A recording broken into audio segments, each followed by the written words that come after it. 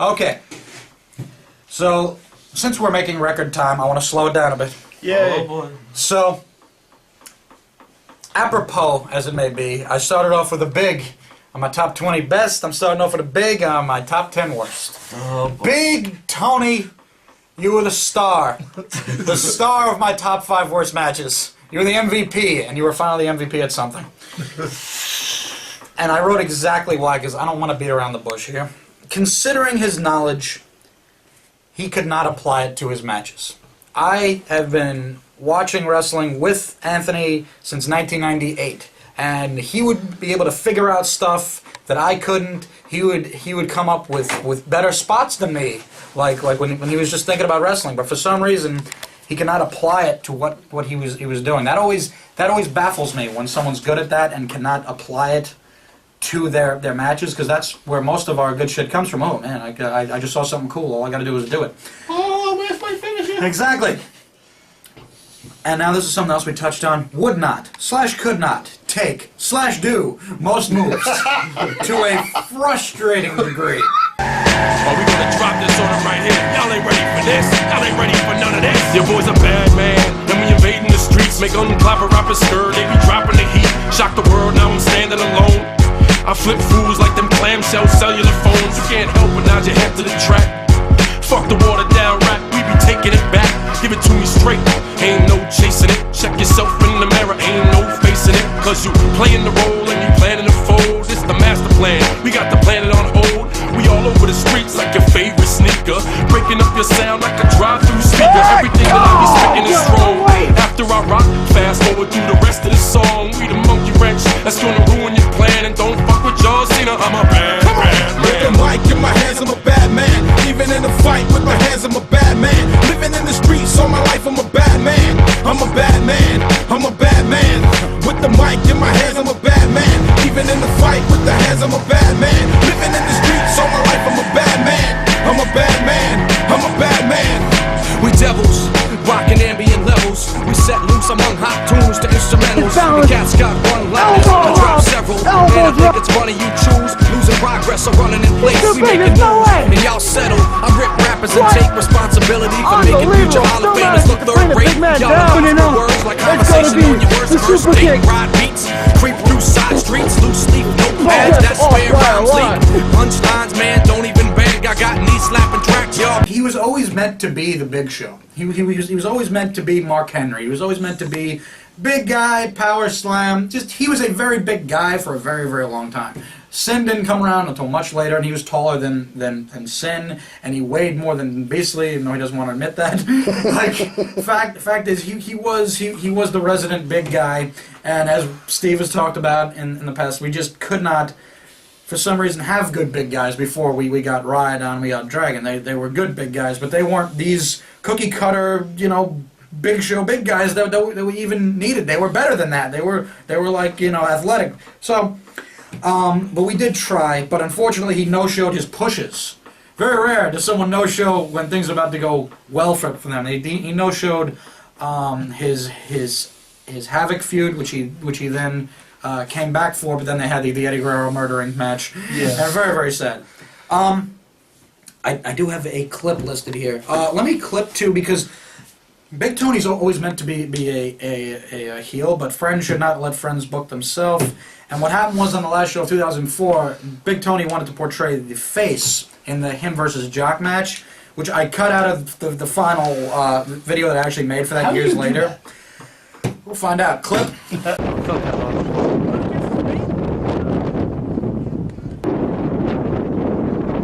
Reverse DDT.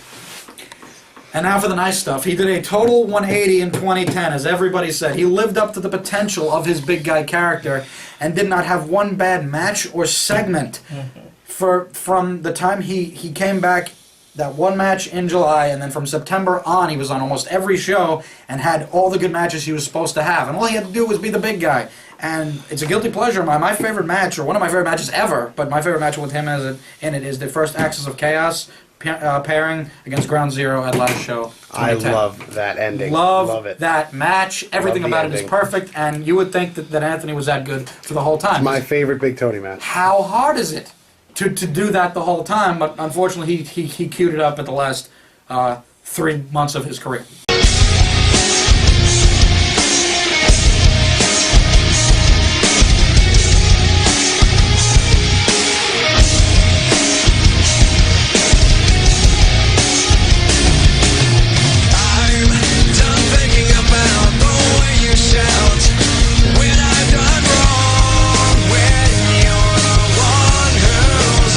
Like battling, have it coming up. Beautiful head scissor takeover.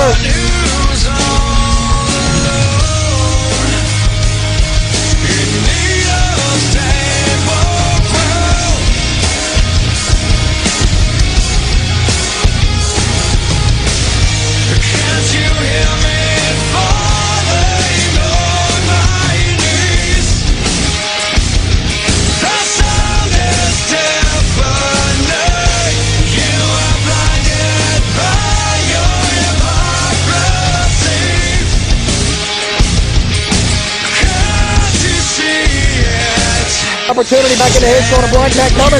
Oh, twist up fade. Oh my god. Oh, I think it's Blackjack with the spear.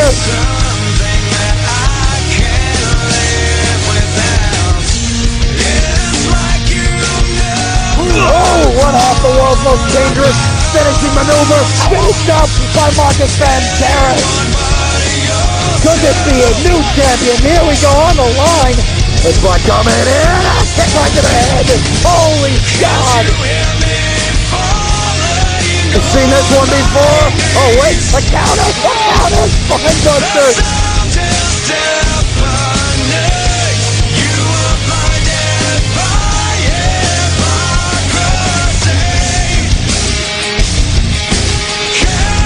Coming off, counter, Liverpool.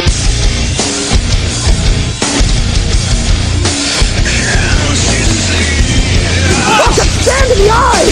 Come on now! My big Tony's gotta get it out of his eye. What the hell? Oh, Havoc doesn't realize it's this focus. It's not how would be after that. Tony's legal. Goes again. 1, 2, 3, and Dark Force Rising in 2010 and won the tag team titles.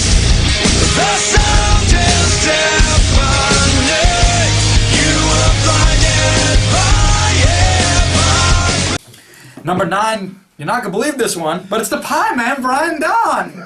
Nobody dislikes anything about the Pie Man. Again, tons of detailed knowledge. The first time I thought of Brian, you guys had him on the top 20. Who had him on the top 20, Steve? The first time that I was like, I don't care where that man goes down, he will go down eating pussy, and he made that clear. Yes. by August of 2009, we were like I had known Brian for a solid year. I invited him over. We watched SummerSlam 2009, and if people know Hazard, Wecker, during everything that's not the most important stuff on the show, he's putting water bottles up the screen. This is the penis going in their mouth. This is the penis. And Brian is getting a little frustrated because he's watching the Rey Mysterio Dolph Ziggler match, like. And I'm like, whoa, this guy really pays attention. This guy knows detailed shit. I got an idea. I'm going to try to bring another white person to BWA. And, of course, a couple of weeks later, you know, like I got him to do a little bit of training, and then he made his debut. And he was a big athletic guy that could not take most moves. I'm not going to say could not do, because everything he did looked kind of cool. Choke slam and rock bottom. And Depending on who he did it to. Even Marcus. He caught Marcus off the Canada, the Samoan drop. It looked cool enough. Like, his moves looked like they were supposed to look, even in his first match. But for some reason, he could not fathom taking... The Rock. He couldn't know, but The Rock overdid things. He couldn't do things at all. He could, like, if someone said Twist of Fate, he's a Matt Hardy fan, and he doesn't know to take a face bump, and he turned his entire head, and the box cutter botches, and all that shit. The good shit you could say, he had the funniest promos. He had funny shit, and that's why he made it to Steve's top 20. But there's not much else to say. His best match was versus me in September 4th of 2011 for the Rage title. When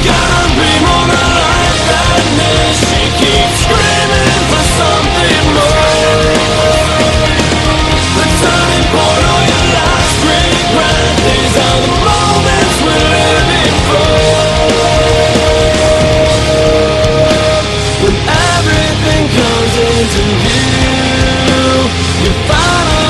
forced to decide the life that awaits for you.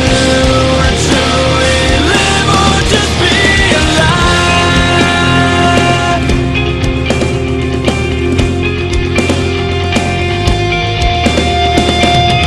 We keep screaming for something more.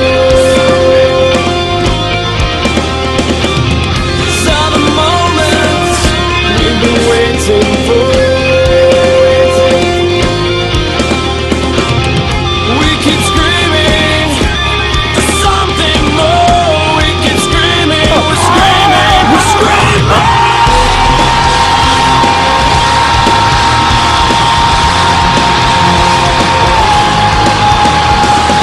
There's gotta be more to life than this. We keep screaming for something more.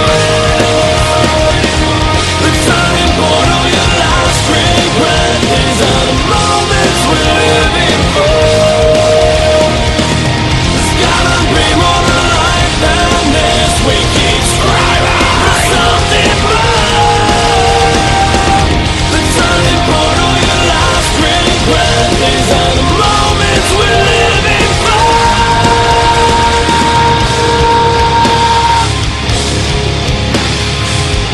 The Slasher! And that good!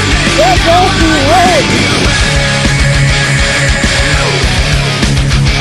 Best match that he can have, and it was one of the hardest matches that I had because he is very, very difficult to work with. You give him an elbow to the side of the head, you think he's going to kind of sell like this. He just walks away like he's on some sort of trance shit. Pie man setting up. It could be going for it. And those vicious elbows. Number 8, Adam Payne! Adam Payne, everybody, you were waiting for it. I disagree. He's number 8, and I know why you disagree, and I'll explain. Way too much credit. Okay. I'm going to explain why. Adam Payne, from a character standpoint, was on point completely with facials and mannerisms when he came back to do the Axis of Chaos stuff. Again, is it because he had a talented group around him? Yes. Some people would argue that. Some people don't think Marcus is that talented. Some people think Pitch Black smiles too much. But the fact was, he was the fucking glue that held the theme of that tag team together. There's supposed to be these devious guys, and Marcus would go over the top, and JJ would go under the line, but Adam Payne was in the middle there. Now, his moveset was both unique and appropriate to his character. I don't think anybody. Nope. The moves that I took from him in the matches that we had made sense to his character. He cannot lift you. Stop. Yeah, but you Stop. can't. So good, baby. Stop. No, That's right there. Right there.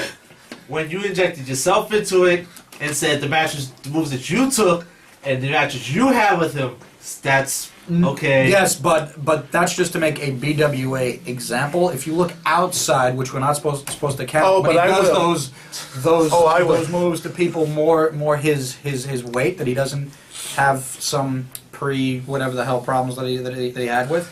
Those moves look good there too. And now he's taking moves pretty well too, and he didn't take any of my moves that bad, especially the ones that I would lift him in places where he had to go. But please let's note when James just said he didn't take any of my moves bad. I'll refer to that later. Okay. Foreshadow. Okay. You ready for this? Say something mean? His attitude was immature. And he was actually rude to me day one. Like I'm like, oh hey man, how you doing? I think he was kind of asshurt about that whole. We were making fun of him for a long time, putting him in Botchamanias, and JJ dressed up as a stripper, a gigantic Clip. Wait a minute here. Oh God, he let himself go. His bustier, very nice. Who are you? Sometimes I'm destroyer. I did not kill Willie. I am from 8600. I just let myself go a little bit. I don't know if I could quite handle a lady such voluptuous as you. You're a big boy. I'm more than you can handle. What do you mean you're not a girl? This is not the first time this has happened.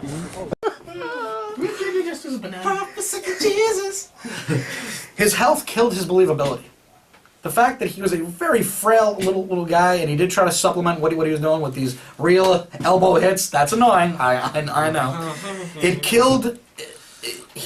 Like you had to work very, very tight with him to make it even look close to believable, because anytime there was any distance, you would notice how much he's just like a very, very powder puffy kind of guy. And his best match was with some guy named Bravado, August 28th, 2011. Some jabroni.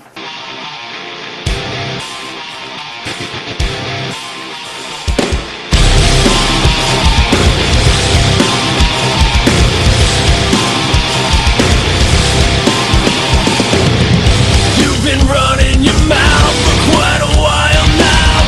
You think you got what it takes? Well, let's find out. Will you back down? Or will you stand your ground? Take my advice and just run away when you feel the pain surround you. Find it's just begun. I'm not afraid to break your free. He's definitely bringing it. Oh, and a future sideways. Advice to you is just run. Just run. Keep on talking, we'll find out what you're made of.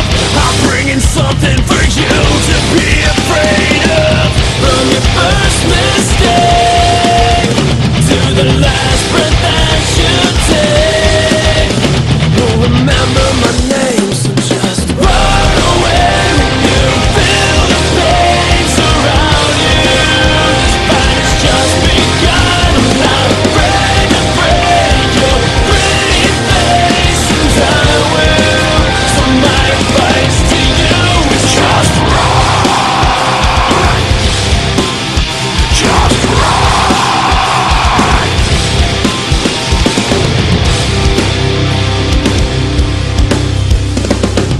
A different face but the same old story.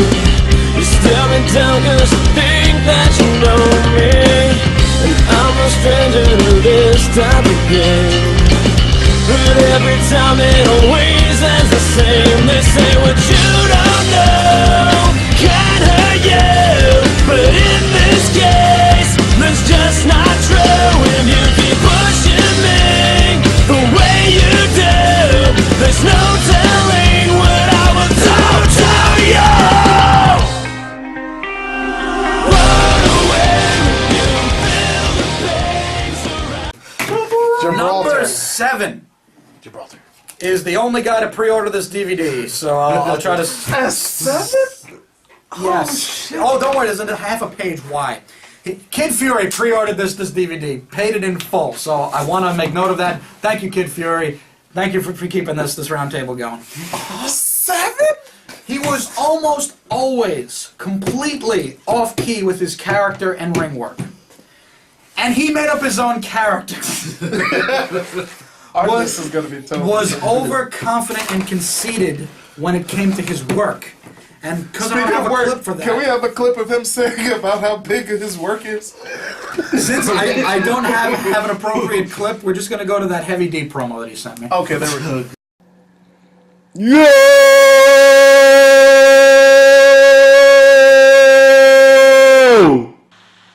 He's talking all that shit. I feel so depressed because I'm fat, I'm ugly. I love the dick in my mouth. You know what I'm saying? You know what I'm saying?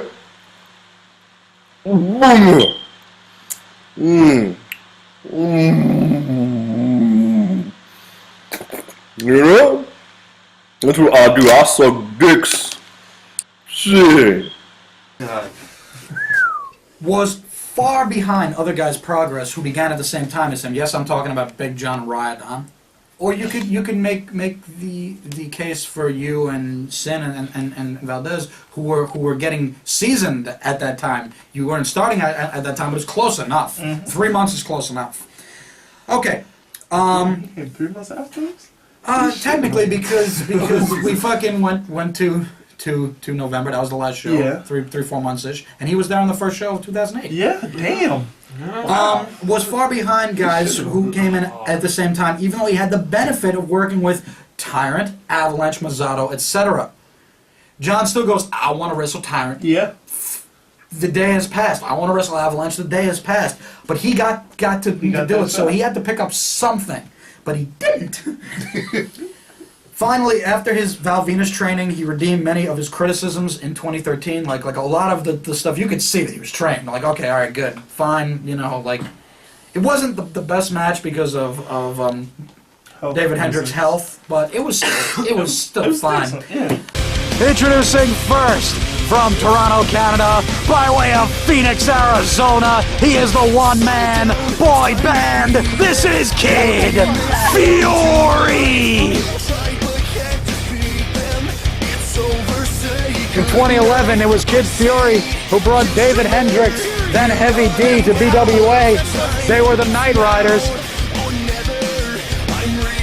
And Kid Fury in a medium huge splash! Stinger splash! Hooked it up! Oh my God! Oh, knee ride! Don't do it, damn it! Oh my God! Superplex! Superplex! They're both dead! They're both dead! Let it be over! Come on! Hendricks, come on! Oh! 2 knees to the ribs! Oh, Jesus! Oh, no! On the top of his head! What you say? The choke! What you say? The choke of the Keenan clutch! Oh my God, the clutch is in! That's it! That's it! Hendricks wins! Kid Fury says goodbye forever to Backyard Wrestling and to the BWA. Show respect, why not? But again, he had his best match with some guy named Bravado, June 27, 2010. How cold the line unfolds, I feel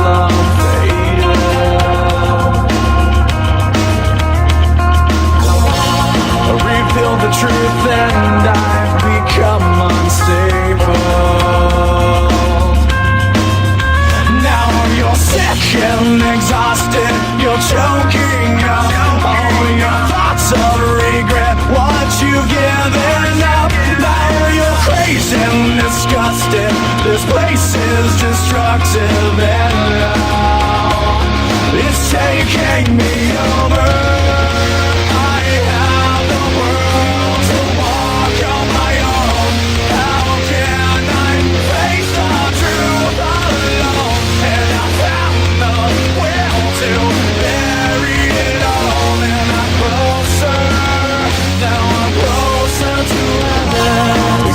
The sky with liars, it becomes unfaithful. I hail from Toronto, Canada, Mr.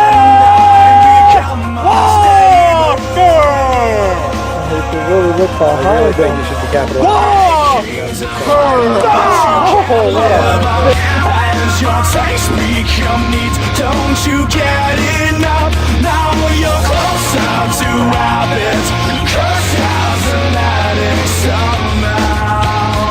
Save me. I have the world to walk on my own. How can I face the truth alone?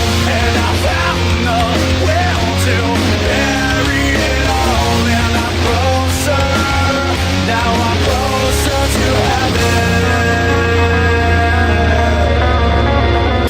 Number 6 is Oosh Paul Ross. He only had 4 matches, but he left an impression. Bad impression. He did not listen to people trying to help him during matches. Clip! And Bravado, oh, following up with a backdrop suplex. That could be it. Oh, and a kick out at the count of 2. Oh, and a back kick. Paul Ross with the ref got to get in there. Is just getting frustrated. He had really cool presentation, even though Valdez says it was just wacky nonsense. His gear and his look and his pretending to be roller skating when he's coming out, at least that's the way I perceived it, was was interesting, and that's why we were excited to have him come in. Like, at least he had like a character in mind. But unfortunately, he just he was really bad, and PSP will tell you that because he had his best match with him, and that still was a bad match. Giving me the strength to face them, feeling it taking over. Now I'm about to take it all away. There can be no better way of knowing in a world beyond controlling. Got a double underhook. Got a double underhook. Oh, wait, they're going to 1, 2. Oh, wow. Yeah, PSP don't waste no time. Oh, my God. That's like a time machine. We just went right back to 1981.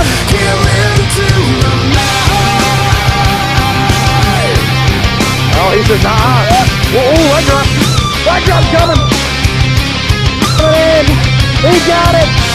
He got it. I don't know what he calls it, but he hit it. That's it. 1 and 2. What? Paul Ross is in the semifinals. He picks for the victory against PSP. The PSP. No homo. Paul Ross. It has to be mentioned that there are a good solid 15 people, most of them are one-match people, that didn't make this top 10 worst. So like, we got to give a shout out to Maxo and Philip Morris, you know, guys, and Giz and POT and guys who came in and served their purpose and didn't do that bad, and we kind of wish they were still around. Top 5, kicking off with Irish Ryan Savage, as Big John calls him, Iron Randy Island. I didn't think he was. I gotta say, Irish Randy Orton wasn't the best wrestler. I mean, Iron Mike Savage. Big John had to sit me down after this one. Listen, Iron Mike Tyson was just an awful wrestler. He was pissed. John was pissed that he had to wrestle him. And John would be right. The shortcomings are absolutely right. I can't wait to get this on DVD. I'm gonna pay for this later. Ryan Savage Mail it to me. started with us in 2005. His first experience was part of the Battle Royal, which was completely not set up except for the poor Steve dropkick thing. And he was he. Wait, what poor Steve dropkick thing? Oh, the one where you Nothing. dropkick Nick and your feet landed outside. He started. I'm a champion. He started there, and from that, I Champion. guess, like, he should have learned the art first before he learned, you know, the aggression and the other stuff and the realism that you have to put into it. You have to learn the fake shit first. So I put down, he could learn the dance steps but cannot apply it to the music. Like, he could do moves, and he could take moves, and that's pretty decent. But he didn't understand why he was doing what he was doing. That Irish bro is pretty cool. He's an athletic guy. People think he's the scum of the earth, but I think that inside this bubble, he did pretty well. Earth. I just think he's. Oh no, not you. I'm talking about somebody else. I was gonna say, I think he's like a bobblehead, you know. And once that 2005 stuff didn't work out, and it's actually another Pitch Black problem because it was supposed to be Pitch Black versus Jock first show 2005, and what happened was Ryan Savage was standing there, and Ryan Savage, although I'm saying nice things about him, he's also an asshole and stupid. And So JJ was like, man, maybe you should get in this match, make it a triple threat. Yeah, fuck yeah, I'll get in there. Fuck yeah. JJ bloodied up his fucking knees and all this other shit. Really hurt him bad. And I couldn't use the match. So the first clip of that May 1st show is just Paul getting speared and pinned. And the Jock, once again, is fired up. Playing around with the referee. And anybody else who wants to come out will be fine too, because the Jock isn't wrestling the referee. I will fight Paul. Okie dokie. Right pocket. Alright, how's it going? Come on, motherfucker. Oh, crap. Coming down the aisle, Popcorn. He skipped. He skipped it. Oh shit! Pitch Black with his normal, really quick entrance to the ring when I don't notice he comes out. This is a triple threat match for absolutely no reason. Ding ding ding. Popcorn dropping the elbow on Pitch Black and a kick right to the spine. Pitch Black to the top, drops the big splash on Popcorn. And And he drops the elbow. I smell shit. Oh my. Pitch black now. Stomping him out like a campfire. Oh man! Drop kick. Just took out Popcorn's knee. 3 people on the ground in a lot of pain for no reason. And Popcorn at the top. And Pitch Black, man. He's a brick wall, I swear to God. Out of nowhere. Managed to keep down Pitch Black. And I don't know what the hell Popcorn thinks he's doing, but he's about to be. He looks like almost a a sidewalk cheerleader. slam just threw him off there. Pitch Black now. Kick right to the midsection. Stop it away. Once again, delivering all his weight onto Popcorn. Why do I gotta call this guy Popcorn? Hold on. Wow. So you're telling me you could use footage of JJ breaking my rib, but Ryan, Yes. fucking Irish soda bread and coffee, fucking Bailey's over there gets a fucking scraped knee and oh, this is too brutal. It was bad. There was nothing good going on. I can in that give match. Sly staples in his head and scraped knees. Well, that's a testament to how big of a star you are, because the Neo triple threat and the Ryan Savage triple threat with the Pitch Black I common made Neo suck his denominator, own impossible, dick. can't show it. I made Neo suck his own dick, and you put that in the video. And his best Can you match. show a clip of us killing him? Oh yeah, his best match. I'll show that because his best match is versus the Notorious Thugs, August 1st, 2010. Love that match.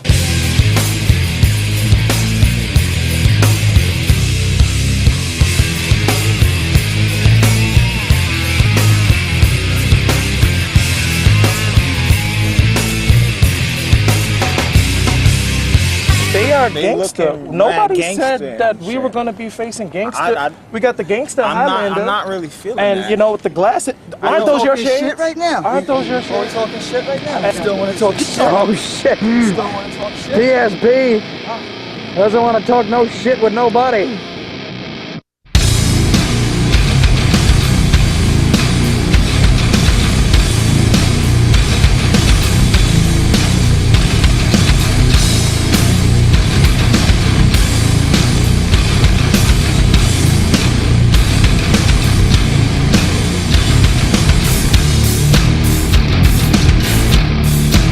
The PSP looking to set it up, gonna hit an asset drop, and champion it today. Duendo! How close does it have to be? With the moment. Oh my God! He killed him! He damn near killed him, goddammit! That's it! One will not be broken!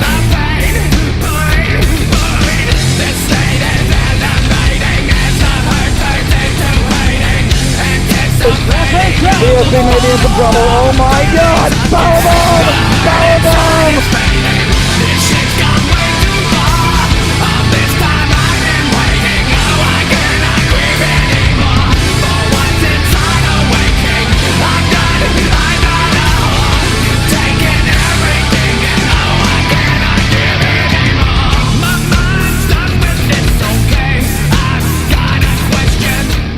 No matter how bad some of it was really good inside what it was supposed to be. Just a gauntlet match. So it wasn't that serious. Now, where are we? I was on 5-4. Oh, you know what? I actually feel pretty bad about this, but I gotta go with Doobie. The only reason Alex Doobie is on this list is because he is part of one of the best clips in BWA history, the highest Mazzato frog splash you'll ever see, on top of Doobie, 2005.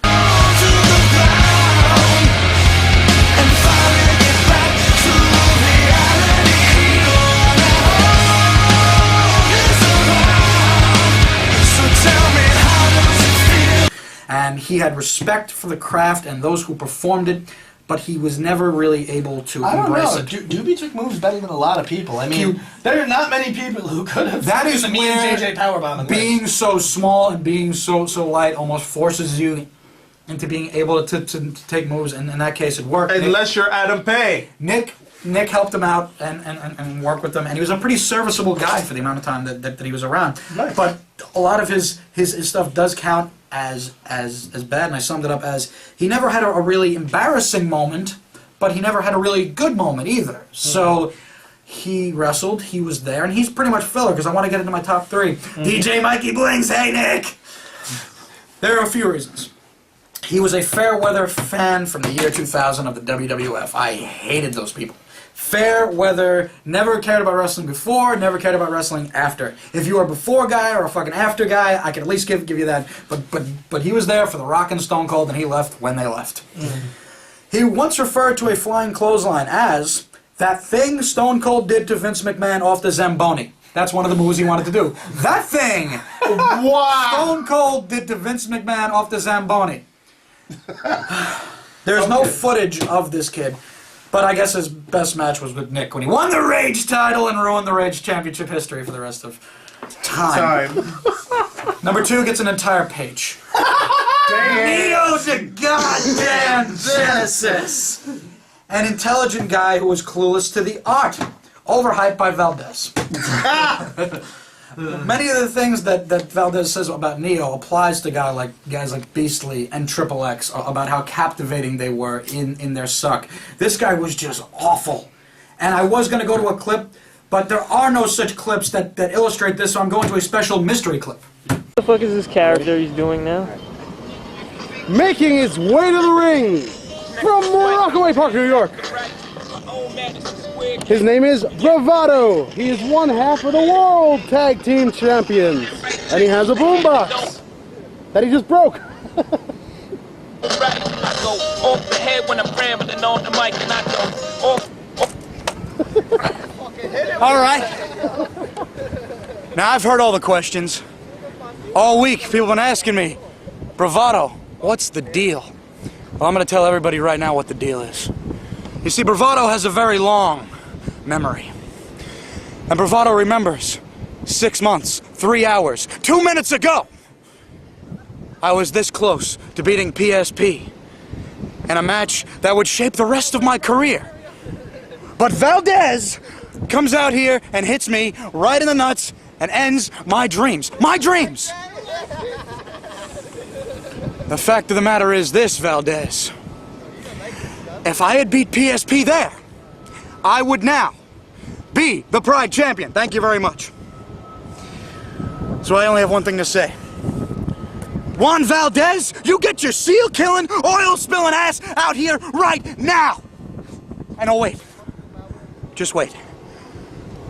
I will even sing your theme song myself. I.O. digital cable. Watch a lot of channels whenever you're able. HD is free, so let me put it on the table for $29.95. You need to sign the label. And I'm gonna wait right here. And this show is not gonna start until you come out here and face me one-on-one. Strong words from Bravado right there. Shut up! I don't know who he was trying to be, what he was trying to do, or if he was even trying. Now this is a big one. I cannot picture myself having a good match with him. And I can picture myself having a good match with anybody. And his on-screen roles, apart from his Axis of Chaos angle, that one angle that we did where he was Marcus's manager, that was fine, were offensive to me as a booker on how poorly he presented himself. His promos of, okay, actually, I think I could show this. Yes, a clip of him announcing the second Pride Championship tournament after the me and Sin angle where I super kicked him. He goes, I hand him the belt, I walk out, and I hear him. He goes, okay, I guess, Pride tournament? Ooh, you motherfucker! It's yours now, but figure it out. Pride tournament, yeah.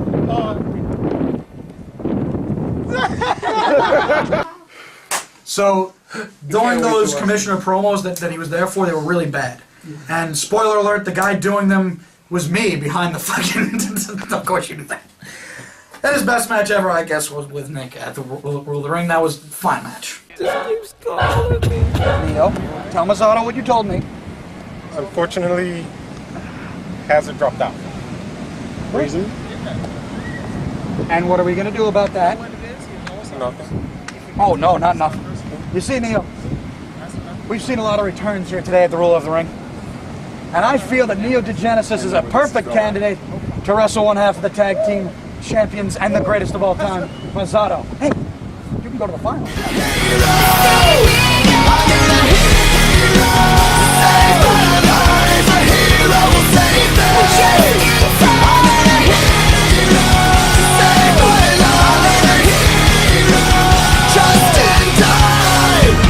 Save me,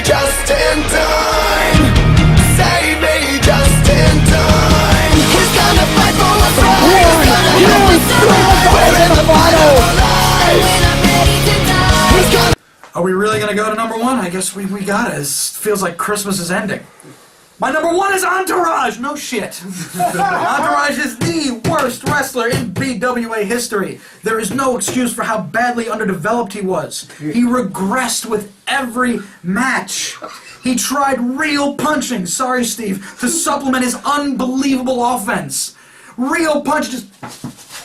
And then DDT. Like... And then his career got ends once by me and just second Cannot slide. complete a snap suplex, and I want to show a montage, so we'll do it to something jazzy. The Macarena.